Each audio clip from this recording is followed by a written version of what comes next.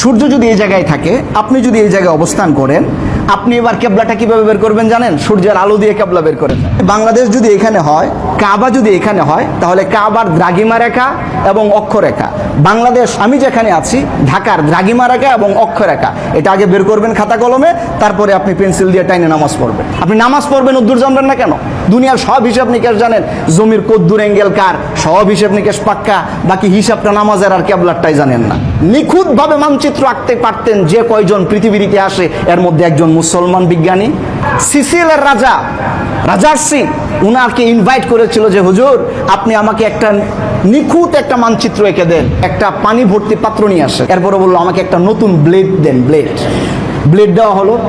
উনি কি করলেন? ব্লেডটা পানির মধ্যে ছেড়ে দিলেন।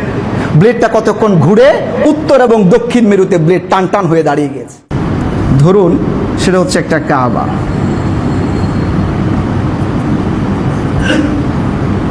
এটা কাবা না? এরকমই তো, শেপটা তো এরকমই থাকে। এই যে কাবা, এই কাবার দিকে ফিরে যদি আমি এখানে যদি আমার অবস্থান হয়, তাহলে আমার নামাজটা হবে এই দিক ফিরে। এই হচ্ছে আমার কাবা।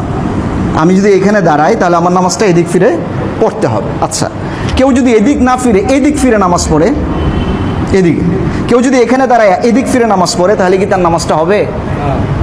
আপনাদের কি মনে হয়? হবে না। আচ্ছা, আপনারা অনেকে ফতোয়া দিচ্ছেন হবে না। কাবা এটা যদি ডান হয়, এটা যদি বাম হয়, তাহলে কাবার ডানে 45 ডিগ্রি, কাবার বামে 45 ডিগ্রি, যেখান থেকে দাঁড়াবে তার বরাবর 45 এই 90 ডিগ্রি অ্যাঙ্গেলে নামাজ পড়লে নামাজ হবে। আমাদের জন্য এই ফতোয়া। আর যারা কাবাতে আছে তাদের জন্য এই ফতোয়া নয়। যারা কাবার চতুর্পার্শ্বে দিয়ে ঘুরছেন, তারা একবারে সরাসরি কাবার দিকে তাকাতে হবে, তারপরে নামাজ পড়তে হবে। এটাকে বলা হয় আইনে কাবা। আইনে কাবা, কাবার দিকে তাকায় তাকায় নামাজ পড়া। আর আমরা যেটা পড়ি এটা হচ্ছে উজুহে কাবা, কাবার দিক, কাবাতে না, কাবার দিকে। এই জন্য আমরা নামাজের সময় বলি মুতাওয়াজ্জিহান ইলা জিহাতিল কাবাতিশ শরীফা, বলেন না? এই যে জিহাতুন মানে কি? জিহাত মানে হচ্ছে দিক। আরবিতে দিক হচ্ছে চারটা: মাশরিক, মাগরিব, শিমাল, জুনুব। কয়টা হলো? বাংলায় আমরা বলি পূর্ব, পশ্চিম, উত্তর, দক্ষিণ। এটা যদি পৃথিবী হয়, আমি ধরে নিলাম এটা একটা পৃথিবী, এবং পৃথিবীর আমি এটা যদি মিডল ধরি, এখানে যদি দাঁড়াই, আমার নামাজের কাতার যদি এটা হয়, ধরুন এটা হচ্ছে নামাজের কাতার, এ হচ্ছে নামাজের কাতার, আমি এখানে দাঁড়িয়েছি, আমার জন্য দিক হচ্ছে চারটা: 1 পূর্ব, 2 পশ্চিম, 3 উত্তর, আরেকটা। আমি এখানে নামাজে দাঁড়িয়েছি, আমার দিক কয়টা হলো? 4টা দিক হলো। 4টা দিক সমান সমান হয় হলো 360 ডিগ্রি। এটাকে আপনি যদি পুরো ডিগ্রিতে অ্যাঙ্গেল করেন, কত ডিগ্রি হয়? ফতোয়া দিলেও কিছু ভূগোল জানতে হয়, এমনি এমনি ফতোয়া দেওয়া যায় না বাবা। তো দেখেন 360 ডিগ্রি হচ্ছে অ্যাঙ্গেল। জিহা মানে দিক। দিক আছে কয়টা? 4টা। 360কে 4 দ্বারা ভাগ করেন, কত হয় বলেন তো? 90 ডিগ্রি, তাই না? এই 90 ডিগ্রি হচ্ছে জিহা, একটা দিক। যেহেতু জিহাতুন 4-এর 1, জিহাতুন মানে হচ্ছে 4-এর 1, আর পুরো দিকটা হচ্ছে 360 ডিগ্রি। 360 ডিগ্রির 4-এর 1 হচ্ছে 90 ডিগ্রি। এখন এই 90 ডিগ্রি আমি কোন দিকে ধরবো? কাবা থেকে শুরু করে 90 ডিগ্রি হতে হবে। কাবা থেকে যদি এইখানে হয় মূল ডিগ্রি, তাহলে এই দিকে হলো 45, এই দিকে হলো 45, এই হলো 90 ডিগ্রি। ক্যাবলা 45 ডিগ্রি ঘুরলে হবে। সেটা বের করবেন কিভাবে? যেখান থেকে আপনি দাঁড়িয়েছেন এটার হুবহু আগে ক্যাবলাটা বের করে, এরপরে এখান থেকে যদি আপনি দাগ দেন এবং এখানে বসায়া আবার এখানে বসায় যদি একটা দাগ দেন, এই যে এটা উঠলো, এটা হচ্ছে 45 ডিগ্রি। আবার এখান থেকেও একটা নির্ধারিত দাগ নেওয়ার পরে আপনি যদি এখানে ক্রস কেন, এখানে দাঁড়ায় যদি আবার এখানে ক্রস দেন, এই দিক দিয়ে যেটা উঠলো এটা হচ্ছে 45 ডিগ্রি। এই অ্যাঙ্গেলে যদি আপনি নামাজ পড়ে ফেলেন, সমস্যা নেই। আপনি যদি আবার এই অ্যাঙ্গেলে নামাজ পড়েন তাহলেও, আর সোজা পড়লে তো আলহামদুলিল্লাহ কোনো সমস্যাই নেই। এইবার এই যে 90 ডিগ্রি অ্যাঙ্গেলের ভিতরে আপনি নামাজ উজু ঠিক করলে আপনার নামাজে কোনো সমস্যা হবে না। এখন প্রশ্ন হচ্ছে আপনি এটা আইডেন্টিফাই করবেন কিভাবে? আমি তো মূল কাবাই খুঁজে পাই না, তাহলে 45 বামে আর 45 ডানে দিব কি করে? আমার কথা বুঝতেছেন আপনারা? এখন 45 ডানে এবং 45 বামে দেওয়ার জন্য পদ্ধতি আছে 5টা। নির্ধারণ করার পদ্ধতি কয়টি? 5টি। এর মধ্যে একটা হচ্ছে দ্রাঘিমা রেখা, অক্ষাংশ, নিরক্ষর রেখা। এগুলো নির্বাচনের মাধ্যমে আপনার অবস্থান এবং কাবার অবস্থান এটা নির্বাচন করবেন, তারপরে আপনি বের করতে পারবেন কাবাটা ঠিক কোন দিকে। এটা আমাদের জন্য কঠিন। সবাই তো আর এত বড় সায়েন্টিস্ট না, আর এত বুঝিও না। তাহলে এরপর আমি একটু বুঝাই দিই যে কি করে এটা আমরা বের করব। সাধারণত মানচিত্র বুঝতে গেলে উপরে দিতে হয় উত্তর, নিচে দিতে হয় দক্ষিণ। আমাদের বোঝার স্বার্থে আমরা উপরে পশ্চিম দিই, যেহেতু আমাদের পশ্চিম দিকটা এইদিকে, তাহলে আমাদের এটা হবে পশ্চিম। আর এটা কি হবে বলেন তো? পূর্ব। আর এটা কি হবে আমাদের? উত্তর। আর এটা হবে দক্ষিণ। এখন দেখে সাধারণত এটাকে বলা হয় মূল মধ্যরেখা। পৃথিবীর উত্তর থেকে দক্ষিণে যেটা হয়, এটা মানচিত্রের মধ্যে আপনারা দেখবেন মূল মধ্যরেখার উপরে আবার এইভাবে কিছু যায়, কারণ পৃথিবীটাকে এইভাবে, এটাকে বলা হয় দ্রাঘিমা রেখা, তাই না? এই দ্রাঘিমা রেখা দিয়ে এগুলো পার্থক্য করেছে। আবার পূর্ব থেকে পশ্চিম পর্যন্ত আরেকটা রেখা টানা হয়, যেটাকে বলা হয় নিরক্ষর রেখা বা বিষুব রেখা, তাই না? এই যে এখান থেকে আসবে, এইভাবে আসবে, এই যাবে। আপনি যদি বাংলাদেশ যদি এখানে হয়, কাবা যদি এখানে হয়, তাহলে কাবার দ্রাঘিমা রেখা এবং অক্ষরেখা। বাংলাদেশ আমি যেখানে আছি ঢাকার দ্রাঘিমা রেখা এবং অক্ষরেখা, এটা আগে বের করবেন খাতা কলমে, তারপরে আপনি পেন্সিল দিয়ে টাইনে নামাজ পড়বেন। গেল একটা সূত্র, একটা। এভাবে কাবা নির্বাচন করা যায়। একটু কঠিন, তাই না? আর একটু সহজ বলি, সেটা হচ্ছে কম্পাস। পকেট থেকে যদি কম্পাস একটা বের করে দেই, তারপরে বলি বার আপনি বের করেন, তাহলে তো সহজ। কম্পাসের কাঁটাটা তো বলেই দিবে কোন দিক পূর্ব, কোন দিক দক্ষিণ, তাই না? উত্তর দক্ষিণ বলে দিবে। কিন্তু একটু সমস্যা আছে, যারা কম্পাস দেখে নামাজ পড়েন আপনাদের নামাজটা অবশ্যই হবে, কারণ কম্পাসে এত পরিমাণ হেরফের নাই যে 90 ডিগ্রি ওভার হয়ে যায়। নামাজটা হবে, কিন্তু আপনার জানা দরকার কম্পাসটা কতটুকু অথেন্টিক। আপনার জানা দরকার কম্পাস হুবহু ঠিক আছে কিনা। এটা আপনাকে একটু বলি। আপনি যদি একটা কম্পাস নেন, তো সাধারণত কম্পাসটা এরকমই থাকে, সাধারণত কম্পাসটা এরকমই থাকে।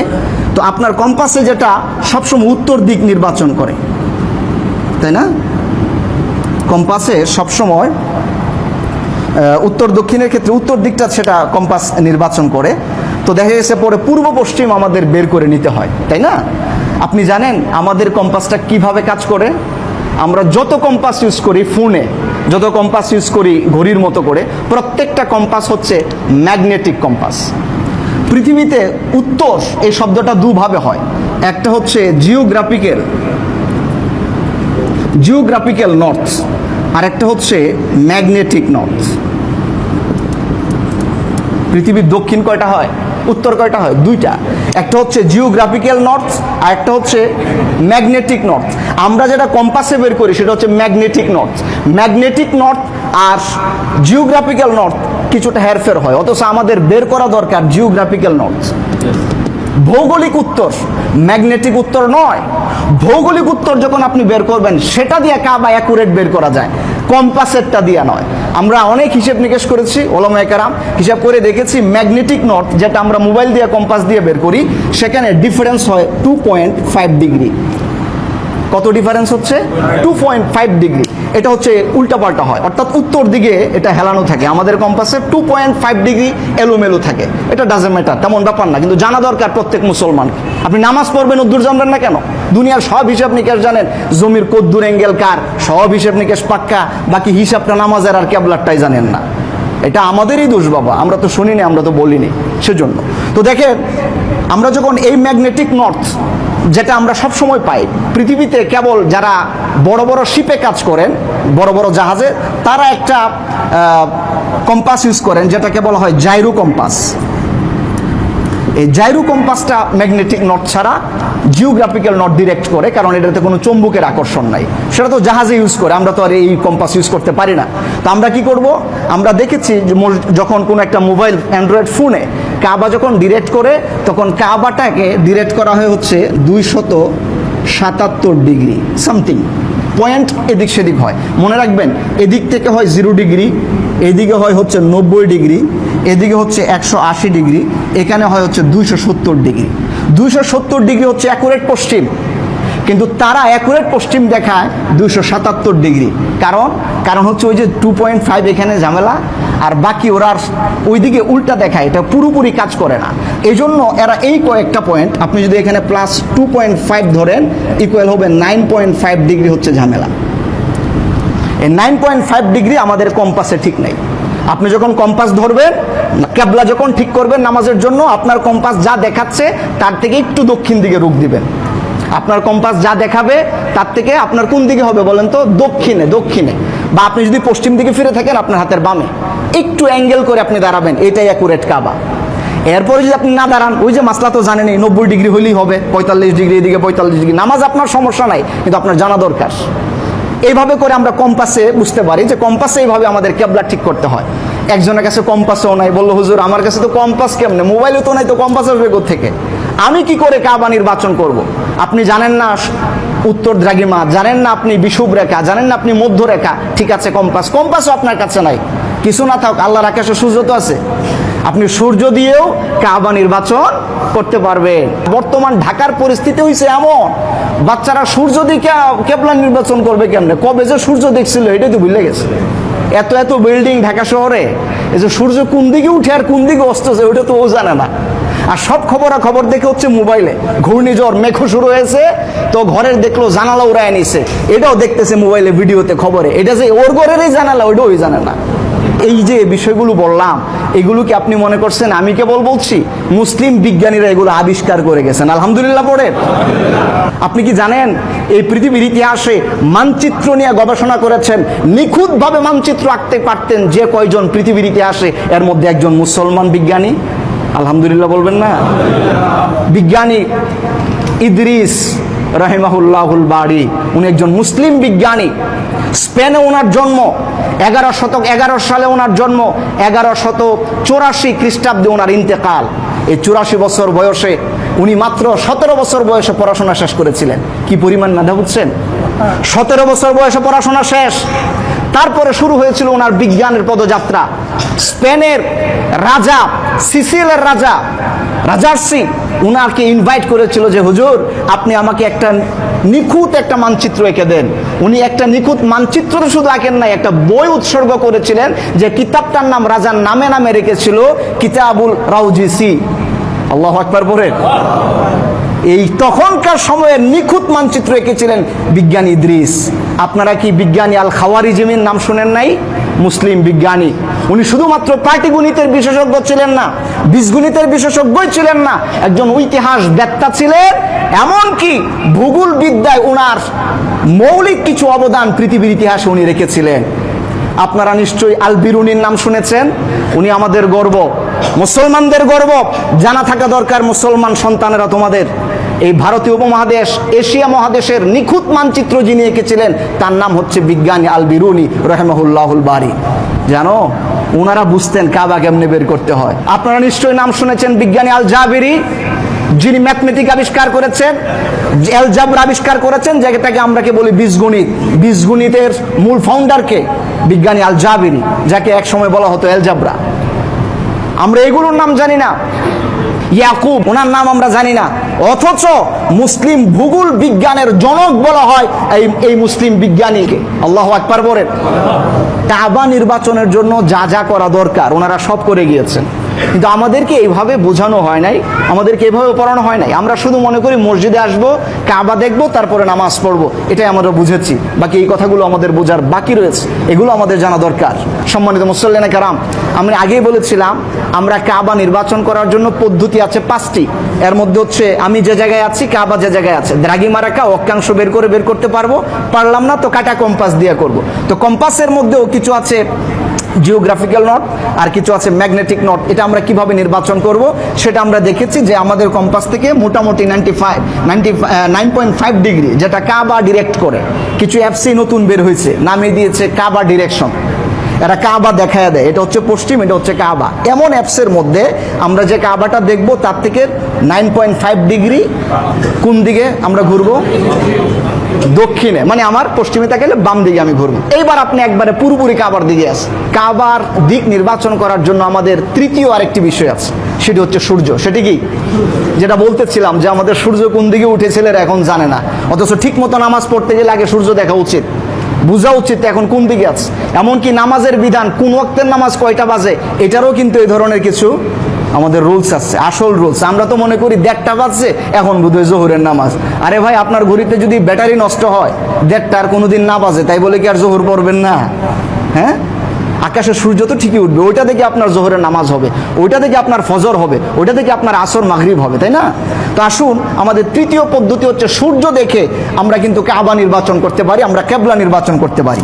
আমি একটু এটা মুছে দিচ্ছি বুঝার স্বার্থে। এবার আসুন, আমি যদি ঠিক এই জায়গাটায় দাঁড়াই, আমি মনে করুন এখানে দাঁড়িয়ে আছি, আর সূর্যটা এই যে এখানে আছে। আমি জাস্ট উদাহরণ দিয়ে বুঝাচ্ছি, এগুলোর এক কথায় বোঝার বিষয় নয়, বহুত সময় নিয়ে কথা বলতে হবে।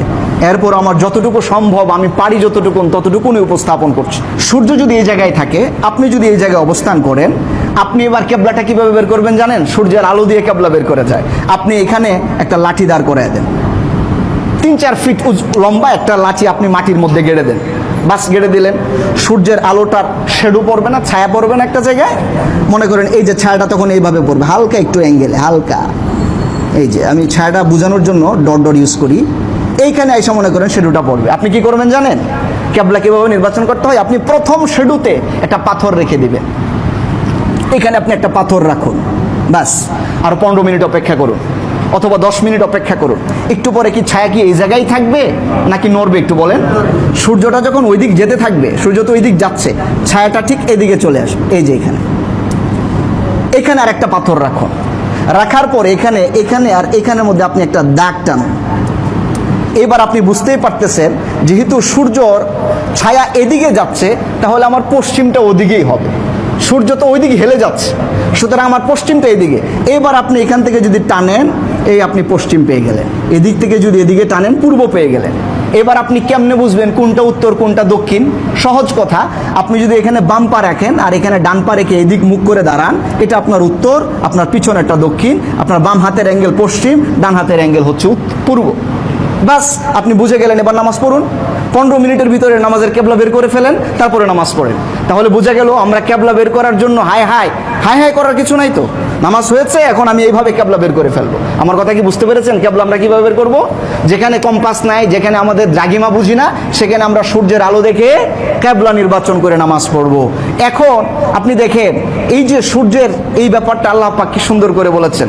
আল্লাহ পাক বলছেন, ওয়াশ-শামসু তাজরি লিমুস্তাকাররিন লাহা যালিকা তাকদীরুল আজিজিল আলীম। আল্লাহ পাক বলছেন, এই যে সূর্যটা, এই সূর্যটাকে তার নির্ধারিত একটা জায়গা থেকে আবার অস্তের একটা জায়গা, এই যে জায়গায় সে অস্ত যায়, কোথাও সে উদয় হয়, কোথাও সে অস্ত যায়, এই পুরোপুরি জায়গাটাকে আমি আল্লাহ পাক নির্ধারণ করে দিয়েছি। সূর্যের উদয়স্থল এবং অস্তস্থল এটা কে নির্ধারণ করে দিয়েছেন? আল্লাহ পাক। এই জন্য আল্লাহ বলছেন, এই সূর্য তার নির্ধারিত অক্ষ থেকে আরেক জায়গায় অস্ত যায়, সেটাও বিচ্ছেদ হয় না এজন্য, বৈপরীত হয় না এজন্য, কারণ এর দায়িত্ব আমি আল্লাহ নিয়েছি। সুবহানাল্লাহ। এই দিয়ে আমরা সূর্য দিয়ে কেবলা নির্বাচন করলাম। আমি শেষ করে দিচ্ছি। তারপরে আসুন, এখন আমরা অবস্থানই করতেছি রাতের বেলায়, তো সূর্য পাবেন কোথায়? তো রাতের বেলায়ও তো আপনার দিক নির্বাচন করা দরকার, ফজরের নামাজ পড়া লাগবে না? তখন আপনি কি করবেন? তখন আপনার অপশন রয়েছে, একটা হচ্ছে চাঁদ দেখে আপনি নির্বাচন করতে পারেন, আর একটা তারা দেখে।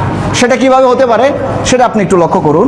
মনে করেন চাঁদের আকাশে, রাতের আকাশে তো আর সূর্য নেই, তো এখন আপনি এই জায়গায় আছেন, এই জায়গায় আপনার অবস্থান। এখন আপনি এদিকে দাঁড়িয়েছেন, আপনি একবার এদিকে তাকান, কেবলা কোন দিকে, আরেকবার এদিকে তাকাচ্ছেন, আরেকবার এদিকে তাকাচ্ছেন, কেবলা পাচ্ছেন না। অমনি সময় দেখলেন আকাশে চাঁদ দেখা গিয়েছে। চাঁদটা যদি এরকম দেখা যায়, এই যে এরকম, আমরা সাধারণত চাঁদ কীরকম দেখি বলেন তো? এরকমই তো দেখি, তাই না? মনে রাখবেন, আপনি যখন চাঁদের দিকে তাকিয়েছে, তখন আপনি এইভাবে কল্পনা করুন, চাঁদের যে কাচির মতো উপরের অংশটা আর নিচের অংশটা ডট ডট দেন। কাচির নিচের অংশ যেদিকে যাবে এটা সবসময় দক্ষিণ হবে, আর এদিক থেকে এই অ্যাঙ্গেল হবে হচ্ছে পূর্ব, উত্তর। এটা যদি উত্তর হয়, এটা যদি দক্ষিণ হয়, তা আপনি বুঝতেই পারতেছেন সামনেরটা আপনার পশ্চিম। বাস, আপনি পশ্চিম দিকে আছেন। এইবার ফজরের নামাজ এদিক ফিরে পড়বেন। আপনি বললেন, হুজুর চাঁদ তো এখনো উঠেই নাই, তারপরে বোঝা যাচ্ছে না, তখন কি করব? মনে রাখবেন, উত্তর আকাশে একটা ধ্রুব তারা আছে, এটা সবসময় উত্তর আকাশে ওঠে। ধ্রুব তারা দেখেও আপনি উত্তর, দক্ষিণ, পূর্ব, পশ্চিম নির্বাচন করতে পারবেন। এইগুলো আপনার অনেকগুলো অপশন। আপনি বললেন যে হুজুর এরপরেও আমি পারি না, এরপরেও আমি অপারগ, হতে পারে না এই অপশনটা? আপনারা কি বলেন, হতে পারে? চাঁদের বিষয়টাও এরকম হতে পারে। দেখেন, চাঁদের ব্যাপারে আল্লাহ পাক কোরআনে কত বক্তব্য দিয়েছেন। লাশ-শামসু ইয়ানবাগি লাহা আন তুদরিকাল কমারা ওয়ালাল লাইলু সাবিকুন নাহার ওয়া কুল্লুন ফি ফালাকিন ইয়াসবাহুন। আল্লাহু আকবার পড়ে। আল্লাহ পাক বলেছেন না সূর্য চাঁদকে ওভারকাম করতে পারে, না আবার চাঁদ সূর্যকে ওভারটেক করতে পারে। স্ব জায়গায় তারা ঘুরছে, নির্ধারিত অক্ষের মধ্যে রয়েছে। আল্লাহ পাক তাদের জন্য জায়গা নির্ধারণ করে দিয়েছেন। আল্লাহ নির্ধারণ করলেন এইভাবে চাঁদ সূর্যের মাধ্যমে আমরা করতে পারি। ওয়াল কমারা কদ্দারনাহু মানাজিলা হাত্তা আদা কাল উরজুনিল কদীম। আল্লাহ পাক চাঁদের জন্য উদয়স্থল রেখেছেন, অনেকগুলো অবস্থান স্থল রেখেছেন। এগুলো কিন্তু আমাদের জানা দরকার। আপনি এমনি এমনি খালি কোরআনের মুফাসসির হইলে হবে না, এগুলো আপনাদের জানা প্রয়োজন। এগুলো জানতে গেলেই কিন্তু আপনার এগুলো নিয়ে পড়াশোনা করার প্রয়োজন আছে। এবার আসুন, আমি সর্বশেষ বললাম যে কাবা কোন দিকে, এর একটাও আমি পারি না। না আমি খাতা কলমে পারি, না আমি সূর্য দিয়ে পারি, না আমি তারা দিয়ে পারি, না আমি চাঁদ দিয়ে পারি। এখন আমার জন্য কাজ কি? মানে আমি একজন বোকা মানুষ। একজন বোকা মানুষও তো আল্লাহর বান্দা। একজন বোকা মানুষকে আল্লাহর বান্দা নন? অথবা শুধু বোকা নয়, এমন একটা পরিস্থিতি হয়েছে যে এর কোনোটাই ওনার বের করা সম্ভব নয়। হাতে খাতা কলম নাই, হাতে দ্রাঘিমা নাই, আকাশের চাঁদ নাই, আকাশের তারা নাই, আকাশ মেঘলা। এখন আমি করবো কি? আপনি যখন কিচ্ছু বুঝবেন না তখন আপনার মনকে প্রশ্ন করুন, আচ্ছা মন বলো তো দেখি। তখন আপনার মনটাই কম্পাস, আপনার মনটাই ক্যাবলা ইন্ডিকেটর। আপনার মনকে বলুন, আচ্ছা মন বলো তো ক্যাবলাটা কোন দিকে হওয়া দরকার। তখন আপনার মন যদি বলে এদিকে হওয়া দরকার, বাস আপনি নামাজ পড়ে ফেলুন। আল্লাহ রাসূল বলছেন এই নামাজই আপনার জন্য শুদ্ধ হয়ে যাবে। আল্লাহ পাক বললেন ওয়ালিল্লাহিল মাশরিকু ওয়াল মাগরিব ফাআইনামা তুওয়াল্লু ফাথাম্মা ওয়াজহুল্লাহ। আল্লাহ পাক বললেন বান্দা আমার, আমি আল্লাহর জন্য উত্তর, আমি আল্লাহর জন্য পশ্চিম, আমার সব দিকে আমি আল্লাহ পাকের। তুমি যেদিকে তাকাবে আমি আল্লাহকে পাবে। আল্লাহু আকবার বলে। সব দিক কার? প্রমাণ নিতে চান? একটা হাদিস বলে শেষ করি। রাসূল আকরাম সাল্লাল্লাহু আলাইহি সাল্লাম একবার একদল মুজাহিদকে পাঠিয়েছেন। মুজাহিদ অনেক দূরে গেলেন, রাতের বেলায় নামাজের সময় হয়েছে। এখন কে কোন দিকে ফিরে নামাজ পড়বে বাসে ইখতিলাফ, কেউ বলছে এদিকে, কেউ বলছে এদিকে। শেষে যার যার মতো নামাজ পড়লো। সকালবেলায় যেখানে নামাজ পড়েছে রাতের বেলায়, এখানে একটা খুঁটি গেড়েছে যে আমি এদিক ফিরে নামাজ পড়ছি। সকালবেলায় উঠে দিকে কেউ পড়ছে উত্তর দিকে, কেউ পড়ছে দক্ষিণ দিকে, কেউ পড়ছে পূর্ব দিকে। এক একজনের নামাজ এক এক দিকে। সূর্য দিকে তো পরের দিন টের পাইছে। নবীজির কাছে এসে বলল, ইয়া রাসূলুল্লাহি ওয়া ইয়া হাবিবাল্লাহি, নামাজ আমরা পড়েছি অন্ধকার রজনী, কোনটা পূর্ব কোনটা পশ্চিম দিশা পাই নাই। আমরা কারো নামাজ পড়েছি উত্তর দিকে, কেউ পড়েছি দক্ষিণ দিকে, কেউ কেবলার দিকে, ঠিক ঠিকানা হয় নাই। আল্লাহর নবীজি বলেছেন অন্ধকারের ভিতরে তোমাদের মন যেদিকে সাই দিয়েছে ওদিকে পড়েছো, নামাজ তোমাদের শুদ্ধ হয়ে গেছে। আল্লাহ পাক তখনই আয়াত নাজিল করলেন ওয়ালিল্লাহিল মাশরিকু ওয়াল মাগরিব ফাআইনামা তুওয়াল্লু ফাথাম্মা ওয়াজহুল্লাহ। আল্লাহু আকবার বলে। আমার ভাইয়েরা, এজন্য আগেকার বিজ্ঞানীরা এ ধরনের সব দিক বুঝালেন, রাসূলও আমার বুঝায় গেলেন। বুঝি না এখন আমরা, কারণ আগেরকার মতো করে এমন মুসলিম সায়েন্টিস্ট তৈরি হচ্ছে না, কারণ আমরা এমন বিপদগ্রস্ত হয়ে যাচ্ছি। এজন্য কবি খুব সুন্দর করে বলেছিলেন, ওহ জামা রহ গিয়ে রুসমে আজাব, রূহে বেলালি না রহি, ফলসফা রহ গিয়ে তালকি গজালি না রহি। আগের মতো করে মসজিদে এখনো আজান হয়, কিন্তু বেলালের মতো করে মধুর কণ্ঠে আন্তরিকতার সাথে আজান আর হয় না। ফালসাফা তো এখনো রয়েছে, গাজালির মতো হয় না। ইসলাম আছে, কোরআন আছে, হাদিস আছে। আমরা আগেকার মুসলিম বিজ্ঞানীর মতো করে গবেষণা করতে জানি না। আমাদের গবেষণাগার নাই, আমাদের পড়াশোনা নাই, যে কারণে আমরা অনেক দূর পিছিয়ে গিয়েছি। অথচ আল্লাহ পাক বলেছেন আফালা ইয়াতাদাব্বারুনাল কুরআন আম আলা কুলুবিন আকফালুহা। কি হলো তোমাদের? অন্তর কি তালাবদ্ধ হয়ে গেল নাকি? আমার কোরআন কেন তোমরা গবেষণা করো না? আল্লাহু আকবার পড়ে। আমার ভাইরা, এখন থেকে কি আমাদের বুঝে আসছে যে কিবলা কিভাবে আমরা নির্বাচন করব? নামাজে কি আর কনফিউজ হবে? কেউ যদি বলে ফেলে যে হুজুর মসজিদের কিবলা এটা ঠিক নাই, আপনি 90 ডিগ্রি অ্যাঙ্গেল বের করে আপনি বুঝাইয়া দিবেন। আর কিচ্ছু না হোক, একটা কথা বলে আমি শেষ করি। আপনারা কি রাগ করতেছেন? আমি জানি একটু সময় বেশি হয়ে গেছে, সামনেটা আমি আরো কমায় নিয়ে আসবো। আজকের মতো একটা কথা বলে শেষ করি। আমি যখন এটা নিয়ে স্টাডি করেছি, আমি প্রত্যেকের সাথে কথা বলার চেষ্টা করেছি যাদেরকে আমার মনে হয়েছে যে আমার সময় আছে এবং উনি ভালো বুঝেন। আমার একজন ছাত্রের গার্ডিয়ান, ওনার সামনে কথোপকথন হচ্ছে, আমি ওনাকে বললাম, উনি একজন আলেম, আমি বললাম হুজুর কেবলা আসলে আমরা কি নির্বাচন করি? উনি বললেন আসলে হুজুর এটা আমিও জানি না। বললো ঠিক আছে। ওনার সাথে কথা বলতে বলতে উনি একদিন আমাকে একটা গল্প বললেন যে হুজুর কিচ্ছু না বলে আপনার একটা গল্প শোনা যায়। আমি বললাম হ্যাঁ যা বলেন আমি তাই শুনবো। উনি বললেন আমার এলাকায় কেবলা নিয়ে ঝামেলা হয়েছে, মসজিদ একটা নতুন বানাইছে, তখন কোন দিকে কেবলা হবে এই নিয়ে এলাকার মধ্যে গ্যাঞ্জাম। কেউ বলতেছে কেবলাটা এইদিকে হবে, কেউ বলতেছে একটু এইদিকে হবে।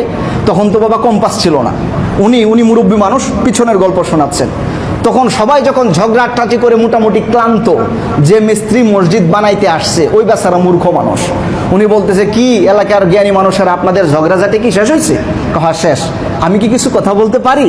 বললো হ্যাঁ বলো, সবাই তো কথা বহুত বলছে, তুমি তো বাকি আছো, তুমিও কিছু বলো। বলতেছে ভাই ক্যাবলা নিয়েই তো আপনাদের সমস্যা, আমি যদি ক্যাবলাটা কোন দিকে বলে দিতে পারি আপনাদের আপত্তি নাই তো? বলো কি, আমাদের গ্রামের মোড়ল মাতব্বর অমুক জ্ঞানী আর তমুক জ্ঞানী মিলাও ধরম হরম করে কেবলা খুঁজে পাইলাম না, তুমি কেমনে পাইছো? একটা পানি ভর্তি পাত্র নিয়ে আসেন, নিয়ে আসা হলো।